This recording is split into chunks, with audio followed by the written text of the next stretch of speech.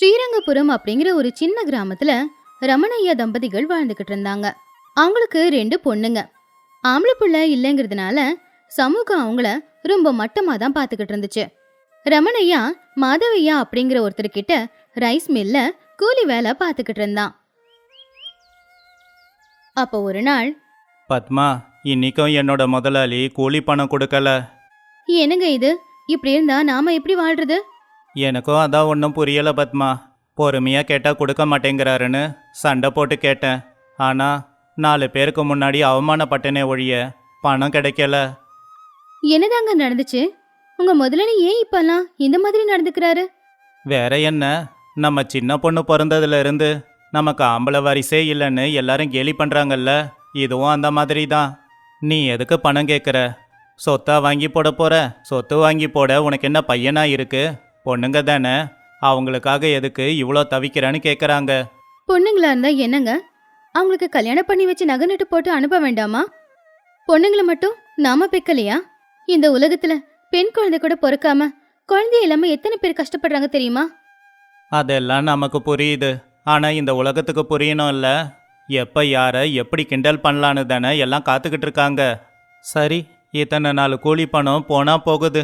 இனிமே நான் இங்கே வேலை செய்ய மாட்டேன். சரிங்க, இந்த ஊர்ல நமக்கு எதுவுமே இல்ல. அத்தைக்கு உடம்பு முடியாம போனப்போ மாமா ஊரெல்லாம் கடன் வாங்கியிருந்தாருல, அந்த கடனை அடிக்கிறதுக்கே நம்ம சம்பாத்தியம் எல்லாம் போய்கிட்டு இருக்கு. இப்போ நம்ம கிட்ட இருக்கிறது இந்த சின்ன குடிசை மட்டும்தானுங்க. இந்த ஊரு நமக்கு அவமானத்தை தவிர வேற எதுவுமே கொடுத்ததில்ல. இன்னும் இருட்டாகவும் இல்ல. இப்பவே இந்த ஊரை விட்டு எங்கேயாவது தூரமா போயிடலான்னு எனக்கு தோணுதுங்க. எனக்கும் அதான் தோணுது, நாம அப்படியே பண்ணலாம் பத்மா. அப்படின்னு சொல்லி அந்த தம்பதிகள் அந்த ஊர்ல இருக்கிற கொஞ்சம் பொருட்களை எடுத்துக்கிட்டு அந்த ஊரை தாண்டி வேற ஒரு ஊருக்கு பஸ்ல போய்கிட்டு இருந்தாங்க. என்னங்க, இந்த ஊருக்கு இதுக்கு முன்னாடி நம்ம வந்ததில்ல. அதனால இங்க இருக்கிற யாரையும் நமக்கு தெரியாது, அவங்களுக்கும் நம்மள தெரியாது. நாம ஒரு புது வாழ்க்கையை வாழலான்னு இருக்கோம். அதுக்கு இந்த ஊர் தாங்க சரியா இருக்கும். உண்மைதான் பத்மா, அங்கே ஒரு பெரிய வீடு இருக்கு பாரு, அங்கே போய் நாம எதனா உதவி கேட்கலாம். அப்படின்னு சொல்லி அவங்க 2 பேரும் அங்கிருந்து அந்த ஊர்ல வாழ்ந்துகிட்டு இருந்த ஒரு பெரியவர் ராஜையோட வீட்டு கதவை தட்டுனாங்க. ராஜையோட பொண்டாட்டி பார்வதி அம்மா கதவை திறந்தாங்க. யார் நீங்க? இந்த நேரத்துல வந்து கதவு தட்டுறீங்க? உங்களுக்கு ஏதாவது உதவி தேவைப்படுதா? வயசானவங்கன்னு கூட பார்க்காம இந்த நேரத்தில் தொந்தரவு கொடுக்க வந்திருக்கீங்களே. ஆமாம், நீங்கள் யாரு? எந்த பத்திரத்தில் கையெழுத்து போடணும்? காலையில் வாங்க, கையெழுத்து போடுறேன். ஐயா, நாங்கள் இந்த ஊருக்கு புதுசு, இப்போ தான் வரோம். தங்குறதுக்கு ஏதாவது இடத்த ஏற்பாடு பண்ணி கொடுங்க. நான் அங்கே ஒரு குடிசை போட்டு வாழ்ந்துக்கிறேன். அப்படி ரமணையா அங்க வந்த விஷயத்த அவர்கிட்ட சொன்னப்போ ராஜையா சரி வாங்கன்னு அவங்கள உள்ள கூப்பிட்டாரு. வயிறார அவங்களுக்கு சாப்பாடும் போட்டாங்க. ஐயோ, எதுக்குமா உங்களுக்கு இவ்ளோ கஷ்டம்? பரவாயில்லம்மா, எங்க பிள்ளைங்களுக்கும் உங்க வயசுதான். அவங்க வேலை விஷயமா பட்டணம் வெளிநாடுன்னு போயிட்டாங்க. போனதுல இருந்து இப்ப வரைக்கும் இங்க வரவே இல்லை. 2 பேரும் ஆம்பளை பிள்ளைங்க. அதுவே ஒரு பொம்பளை பொண்ணு பெத்திருந்தனா எங்க 2 பேரும் கூடவே இருந்து எங்களை பார்த்துக்கிட்டு இருந்திருக்கோம். அந்த வயசான பாட்டி அப்படி சொன்னதை கேட்டு பத்மா அவருடைய சொந்த ஊரை விட்டு இங்க வந்ததுக்கான காரணம் என்னங்கிறத சொன்னான். அந்த காரணத்தை கேட்டு ராஜையா கொஞ்ச நேரம் யோசிச்சு ரமணையா கிட்ட இப்படி சொன்னாரு. எப்படியும் நீ ஏதாவது வேலைக்கு போகணுன்னு நினைப்பல்ல ரமணையா? பேசாம என் ரைஸ் மில்லையே வேலை பாரு, உனக்கு ஒரு சம்பளம் கொடுக்குறேன். அப்புறம் என் வீட்டிலேயே ஒரு அறை சும்மா இருக்கு, அதில் நீங்கள் தங்கிக்கோங்க. சாப்பாட்டை பத்தி நீ ஒன்னும் கவலைப்படாத பத்மா, நீ எனக்கு வீட்டு வேலையில துணையா இரு. அப்புறம் நம்ம எல்லாருக்காகவும் நாம ஒரே சமையல் அறையில சமையல் பண்ணலாம். இங்க பாருங்க, இந்த பசங்க 2 பேரையும் நீங்களே படிக்க வைங்க. அப்படி ராஜையா தம்பதிகள் சொன்னதை கேட்டு ரமணையா தம்பதிகளும் அவங்க பிள்ளைங்களும் கூட ரொம்ப சந்தோஷப்பட்டாங்க. ஒரு நாள் ஒருவேளை சாப்பாடு சாப்பிட்றதே கஷ்டமா இருந்த நிலைமையில இருந்தவங்களுக்கு இப்ப 3 வேளையும் நல்ல சாப்பாடு கிடைக்கிறதுனால அவங்க ரொம்பவும் சந்தோஷப்பட்டாங்க. இனிமே எப்பவும் இங்கதான் இருக்க போறோம் அப்படிங்கறத நினைச்சு சந்தோஷமா படுத்து தூங்கிக்கிட்டு இருந்தாங்க. அடுத்த நாள் காலையில 2 பொண்ணுங்களும் எழுந்திருச்சு பார்க்கும்போது ராஜையா அவங்க அப்பாவை கழுத மாதிரி வேலை வாங்குறத பார்த்து ரொம்ப கவலைப்பட்டாங்க. ஏய் கௌரி, பாத்தியா அந்த தாத்தா அப்பா கிட்ட எவ்வளவு வேலை செய்ய வைக்கிறாரு? ஆமாக்கா, அப்பா நமக்காக பாவம் ரொம்பவே கஷ்டப்பட்டுக்கிட்டு இருக்காரு. அந்த பழைய முதலாளி பணம் சரியா கொடுக்கலனாலும் அப்பா கிட்ட இவ்வளோ வேலைலாம் வாங்க மாட்டாரு. நாம இங்க இருக்க வேண்டாம், வேற எங்கேயாவது நாம போயிடலாம். வா, அம்மா கிட்ட சொல்லலாம் அப்படின்னு சொல்லி அவங்க 2 பேரும் வீட்டுக்குள்ள போய் பார்த்தா பாவம் பத்மாவும் வீட்டு வேலையெல்லாம் செய்ய முடியாம கஷ்டப்பட்டு செஞ்சுக்கிட்டு இருந்தா. என்னக்கா இது, அம்மாவும் இவ்வளோ கஷ்டப்பட்டுக்கிட்டு இருக்காங்க.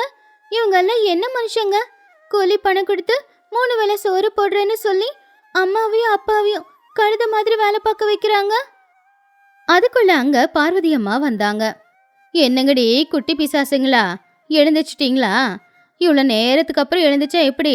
சீக்கிரம் போய் குளிச்சு முடிச்சு பள்ளிக்கூடத்துக்கு கிளம்புங்க.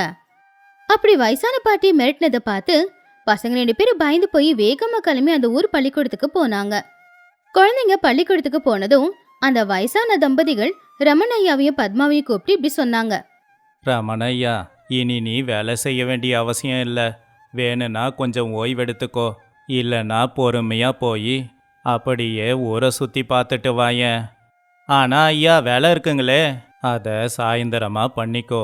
உன் பசங்க பார்க்கும்போது மட்டும்தான் நீ வேலை பார்க்கணும். மற்ற நேரத்தில் ஓய்வெடுத்துக்கலாம்.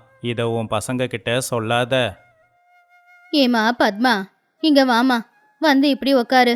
2 பேரும் சேர்ந்து இந்த பூ மாலைய கட்டலாம். மிச்ச வேலைய பசங்க சாயந்தரம் வந்ததுக்கு அப்புறமா செய். அப்படி இல்லம்மா, அங்க எல்லா பாத்திரமும் கழுவ போட்டிருக்கேம்மா. சொன்னதே செய். பசங்க இருக்கும்போது மட்டும் வேலையே செய்ய, பசங்க இல்லாதப்போ ஓய்வெடுத்துக்கோ. அந்த வயசானவங்க ஏன் அப்படி சொல்றாங்கன்னு அவங்களுக்கு புரியலனாலும் பெரியவங்க சொல்றதுனால அவங்க 2 பேரும் அப்படியே செஞ்சுக்கிட்டு இருந்தாங்க. சாயந்தர நேரம் பசங்க வந்ததுக்கு அப்புறம் மறுபடியும் வேலை செய்ய ஆரம்பிச்சாங்க. இங்க பாருங்க பொண்ணுங்களா, அங்க பால் வச்சிருக்கேன். உங்க அம்மாவை தொந்தரவு கொடுக்காம நீங்களே பால் குடிச்சுக்கோங்க. பாத்தியா கௌரி, அப்பா அம்மா 2 பேரும் நம்ம பள்ளிக்கூடத்துக்கு போகும்போது வேலை செஞ்சுக்கிட்டு இருந்தாங்க. இப்ப வந்து பார்த்தா இப்பவும் வேலை செஞ்சுக்கிட்டு இருக்காங்க. பாவம் அப்பா அம்மா, இவங்க 3 வேளை சோறு போட்டு அப்பா அம்மாவை ரொம்ப தான் வேலை வாங்குறாங்க. ஆனா நம்மளால என்னக்கா பண்ண முடியும்? நாம இங்கிருந்து போனா மட்டும்தான் இந்த வேலையெல்லாம் செய்யாம இருக்க முடியும். ஆனா இங்கிருந்து போயிட்டா இந்த கூலி பணம், 3 வேளை சாப்பாடு, இது கூட நமக்கு கிடைக்கும் அப்படின்னு சொல்ல முடியாதுல்ல. அதனால பயமா இருக்கு. நீ சொல்றதும் உண்மைதான் கௌரி. அதனாலதான் அப்பா அம்மா 2 பேரும் ரொம்ப கஷ்டப்படுறாங்க.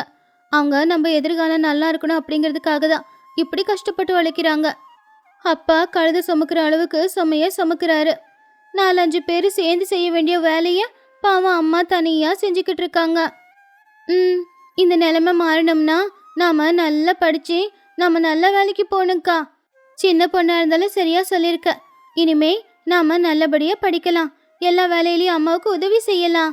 அடிக்கடி மில்லுக்கு போய் அப்பாவுக்கும் நாம உதவிகளை செய்யலாம். சீக்கிரமா இந்த அடிமைத்தனத்திலிருந்து அப்பா அம்மாவை நாம காப்பாத்தி ஆகணும். அப்படி அந்த 2 பொண்ணுங்களும் நல்லபடியா படிக்க ஆரம்பிச்சாங்க.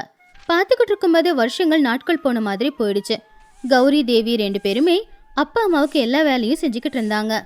வீட்டு வேலை, மில்லுல வேலை, இப்படி எல்லா வேலைகளையுமே கத்துக்கிட்டு இருந்தாங்க. அது மட்டும் இல்ல, நல்லா படிச்சு அவங்க நல்ல மார்க்கையும் எடுத்துக்கிட்டு இருந்தாங்க. அப்படி ஒரு அடத்தோட படிச்ச அவங்களுக்கு அவங்க படிப்பு முடிஞ்ச உடனே ஒரு அரசாங்க வேலையும் கிடைச்சது.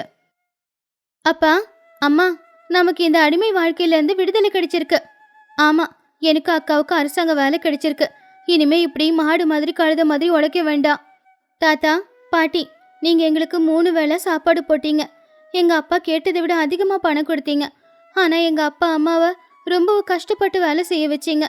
நீங்க நல்லவங்க தான், ஆனா இந்த விஷயத்துல ரொம்ப கெட்டவங்க. அந்த பசங்க அப்படி சொன்னது கேட்டு ராஜையா சிரிச்சுக்கிட்டு இருந்தாரு. நீங்க நல்லா படிக்கணுங்கிறதுக்காகத்தான் உங்க அப்பா அம்மாவுக்கு நிறைய வேலை கொடுத்தோம். நீங்க பள்ளிக்கூடம் போனதுக்கு அப்புறம் நாங்க ஓய்வும் கொடுத்தோம். கவலைப்படாதீங்க.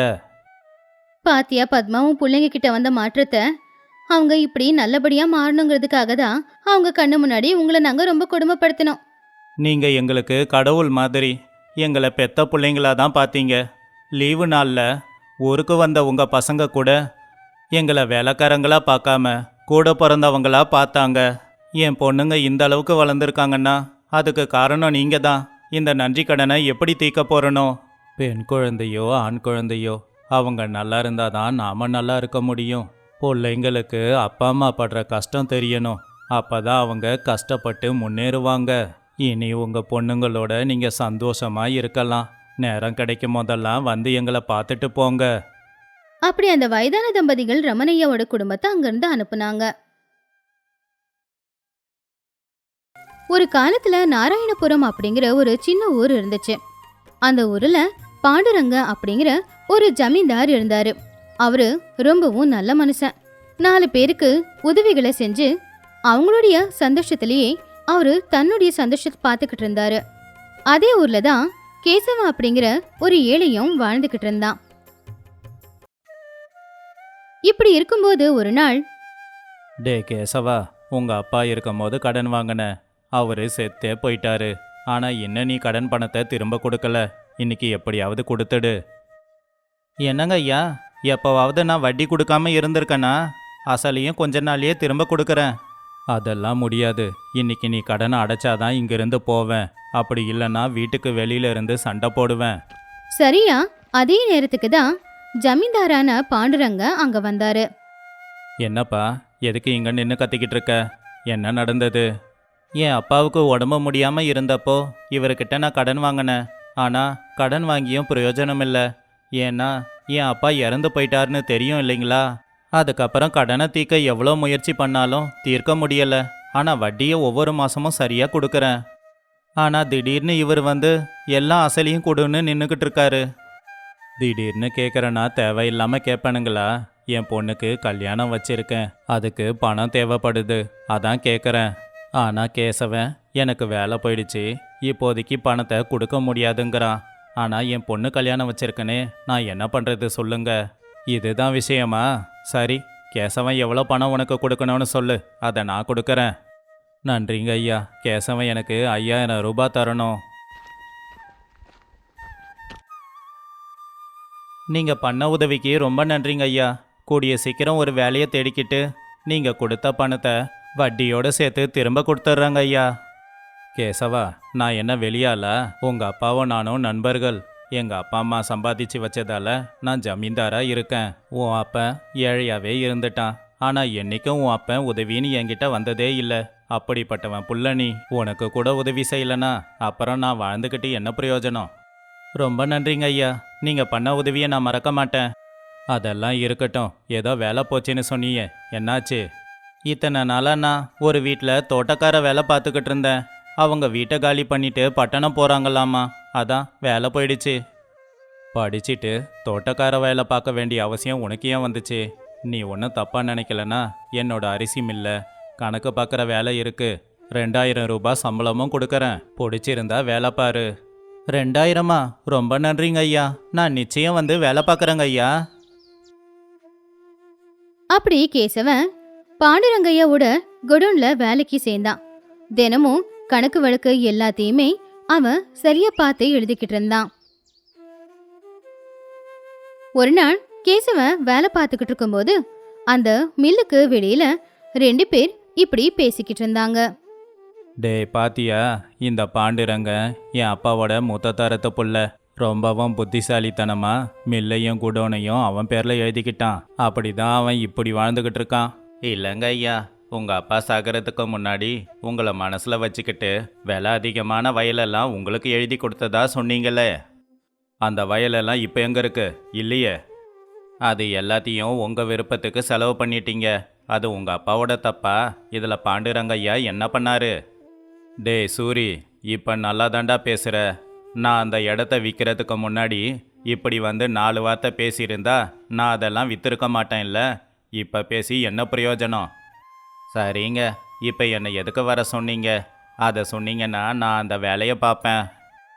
ஒன்றும் இல்லைடா, நாம் நல்லா இல்லைனாலும் பரவாயில்ல. ஆனால் நம்ம கூட இருக்கிறவங்க வளர்ந்தா அதை பார்க்க முடியுமா சொல்லு? அதான் ஏதாவது பண்ணி இந்த குடோனுக்கும் மில்லுக்கும் நெருப்பு வைக்கலான்னு உன்னை கூட்டிக்கிட்டு வந்தேன். ஐயோ தப்புங்க, பாண்டுரங்க ஐயா ரொம்ப நல்லவர், எல்லாருக்கும் உதவி செய்கிறவர். உங்களுக்கு கூட மாதம் மாதம் பணம் கொடுத்துக்கிட்டு தானே இருக்காரு. அப்படிப்பட்டவருக்கெல்லாம் துரோகம் நினைக்காதீங்க. என்ன சூரி, நாக்கு ரொம்ப நீளுது போல. என்கிட்ட 10,000 ரூபாய் கடன் வாங்கியிருக்க. ஒன்று வாங்கின கடனை திரும்ப கொடு, இல்லை நான் சொல்கிறத வாயை மூடிக்கிட்டு அப்படியே செய். ராஜையா அப்படி சொன்னது கேட்டு சூரி ரொம்பவும் கவலைப்பட்டான். ஆனா அவங்க 2 பேரும் பேசிக்கிட்டு இருக்கிறத மொத்தத்தையும் கேசவன் கேட்டான். ஐயோ, இந்த நேரம் பார்த்து பாண்டுரங்கையா வேற ஊர்ல இல்லையே. ஏதாவது பண்ணி இந்த ராஜையாவோட திட்டத்தை நான் எப்படியாவது முறியடிச்சாகணும். இப்படி இருக்கும்போது அந்த மில்லுல வேலை செய்யற இன்னொரு வேலைக்காரன் கேசவன் கிட்ட வந்து பாண்டுரங்கையா கொடுத்த ஒரு கடுதாசிய கொடுத்தான். அதை படிச்ச கேசவன் சிரிச்சுக்கிட்டு வெளியில போய் ராஜையா கிட்ட இப்படி சொன்னான். ராஜையா அண்ணன், நீங்க பேசுனதை இப்பதான் கேட்டேன். இது எல்லாத்தையும் நெருப்பு வச்சு கொளுத்துறதால உங்களுக்கு என்ன லாபம்? அதுக்கு பதிலாக என்கிட்ட ஒரு யோசனை இருக்கு. நான் அதுக்கு உதவி பண்றேன். என்னோட பங்கை நீங்க சரியா கொடுத்துடுங்க. இதை எரிக்கிறதுக்கு பதிலாக நான் சொல்றத செஞ்சா நம்ம 3 பேரும் நல்லா இருக்கலாம். டே கேசவா, உனக்கு என்ன பைத்தியம் பிடிச்சிடுச்சா? உனக்கு ஆதரவு கொடுத்து அந்த மனுஷனுக்கு துரோகம் பண்ற. இந்த காலத்தில் இன்னொருத்தவங்களை ஏமாத்தலைன்னா வாழ முடியாது சூரி. நான் சொல்கிறத கேட்டு என் கூட சேர்ந்துக்கோ. அதெல்லாம் இருக்கட்டும், முதல்ல திட்டம் என்னன்னு சொல்லு. பாண்டுரங்க ஐயா ஊரில் இல்லை, வர்றதுக்கு கொஞ்ச நாள் ஆகும். மற்றவங்களுக்கெல்லாம் படிப்பறிவு கிடையாது. அதனால் நான் கொஞ்சம் கணக்கை மாற்றி எழுதுறேன். அவர் வர்றதுக்குள்ள இந்த குடோனில் இருக்கிற சரக்கெல்லாம் பட்டணத்துக்கு அனுப்பலாம். பட்டணத்தில் வேற யாருக்கோ இல்லை, அங்கே இருக்கிற என் நண்பனுக்கு தான் அனுப்புகிறோம். அப்புறம் நாம் ஒரு மில்லு ஆரம்பிக்கலாம். அடுத்த ஞாயிற்றுக்கிழமை இந்த மில்லுக்கு லீவு தானே. இங்கே இருக்கிற மிஷின் எல்லாம் அங்கே கொண்டு போயிடலாம். அங்கே நாம் வைக்கிற மில்லிலிருந்து வர்ற வருமானத்தில் எனக்கு கொஞ்சம், அப்படியே உங்களுக்கு கொஞ்சம், அப்படியே சூரிக்கு கொஞ்சம் கொடுத்துடலாம். நீ கொடுத்த யோசனை நல்லா இருக்கு கேசவா. இத்தனை நாளாக பாண்டுரங்கையப்போ பணம் கொடுப்பான்னு காத்துக்கிட்டு இருப்பேன். இனி கவலைப்பட வேண்டாம். இனி எனக்கு வர வேண்டிய வருமானம் மில்லிலிருந்து நேராக வந்துடும். நீ 30% எடுத்துக்கோ, சூரிக்கு 20, மிச்சம் இருக்கிறத நான் எடுத்துக்கிறேன். அந்த 20%த்தையும் நீங்களே எடுத்துக்கோங்க. இந்த பாவ பணம் எனக்கு வேணாம். நினைச்ச மாதிரியே ராஜையா 4 மாட்டு வண்டியை பேசி கொடோன்ல இருக்கிற சரக்கு எல்லாத்தையுமே பட்டணத்துக்கு கொண்டு போக வச்சான். இப்படியே நாட்களும் போச்சு. ஐயா, நான் சொன்னது ஞாபகம் இருக்கா? இன்னைக்கு எப்படியாவது இங்கே இருக்கிற எல்லா மிஷினும் பட்டணத்துக்கு போயாகணும். கேசவா, நீ சொன்னது ஞாபகம் இருக்கு. எல்லா மிஷினையும் எடுத்துக்கிட்டு போகிறதுக்கு மாட்டு வண்டி பத்தாது. அதனால தான் லாரிங்களை வர வச்சிருக்கேன். சரிங்க ஐயா, நல்லது. வாங்க உள்ளே போய் என்ன இருக்குன்னு பார்ப்போம். சரி சரி, வா போகலாம். அப்படின்னு அவங்க 2 பேரும் சேர்ந்து அந்த மில்லுக்குள்ள போனாங்க. அப்போ மில்லுக்குள்ள பாண்டுரங்கன் நின்னுக்கிட்டு இருந்தாரு. தான் அண்ணனை அந்த இடத்துல பார்த்த ராஜைய ரொம்ப ஆச்சரியப்பட்டான். உடனே அவன் கேசவனை பார்த்தான். கேசவன் எதுவும் தெரியாத மாதிரி தலை குனிஞ்சு நின்னுக்கிட்டு இருந்தான். டே தம்பி, எப்படி இருக்க? எத்தனையோ நாளாக உன்கிட்ட பேசணும்னு முயற்சி பண்ணியிருக்கேன். ஆனால் நீ பேச மாட்டேங்கிற. நான் கொடுக்குற பணத்தை கை நீட்டி கூட நீ வாங்குறதில்ல. அப்படி இருக்கும்போது இந்த மில்லை உனக்கு கொடுக்குறேன்னு சொன்னா நீ வாங்கிக்க மாட்டியோன்னு கஷ்டப்பட்டேன். அதனால தான் இதே ஊரில் மில்லு இருந்தால் நீ கவலைப்படுவ. அதனால தான் இதை பட்டணத்துக்கு மாற்றலான்னு முடிவு பண்ணிட்டேன். உன்கிட்ட பேச எவ்வளோ முயற்சி பண்ணாலும் நடக்கலை. ஆனால் இந்த கேசவன் உன்னை மில்லுக்குள்ளேயே வர வச்சிருக்கான். நீயே இந்த மில்லை இங்கிருந்து மாற்ற போகிறேன்னு சொன்னா. உனக்கு தெரியும்ல, என் பிள்ளைங்க 2 பேரும் நல்லா தான் இருக்காங்க. எனக்கும் வயசாயிடுச்சு. இனிமே இதெல்லாம் எனக்கு எதுக்கு? அதான் எல்லாத்தையும் உன்கிட்ட கொடுத்துட்டு நான் சின்னதாக ஒரு கடை வச்சுக்கலான்னு இருக்கேன். நீ சந்தோஷமா இருந்தா அதுவே போதுண்டா. நான் கிளம்புறேன். அப்படின்னு சொல்லி பாண்டுரங்க அங்கிருந்து வெளியில போயிட்டான். ச்சே, நான்லாம் ஒரு ஆளா? எவ்வளோ நல்லவன் என் அண்ணன். என் அண்ணனை நான் புரிஞ்சிக்கவே இல்லையே. நீ மட்டும் அன்னைக்கு என்னை தடுக்கலைன்னா இந்நேரம் நான் ரொம்ப பெரிய தப்பு பண்ணி இருந்திருப்பேன் கேசவா. என்ன பண்ணி இந்த நன்றி கடனை நான் தீக்க போகிறேன்னு தெரியலை. நீங்கள் உங்கள் அண்ணனை புரிஞ்சிக்கிட்டதே போதுங்க. நீங்கள் 2 பேரும் நல்லா இருக்கணும். அப்படி அந்த புத்திசாலி வேலைக்காரன் எப்பவுமே ஒன்னு சேராத அண்ணன் தம்பிய ஒன்னு சேர்த்தான்.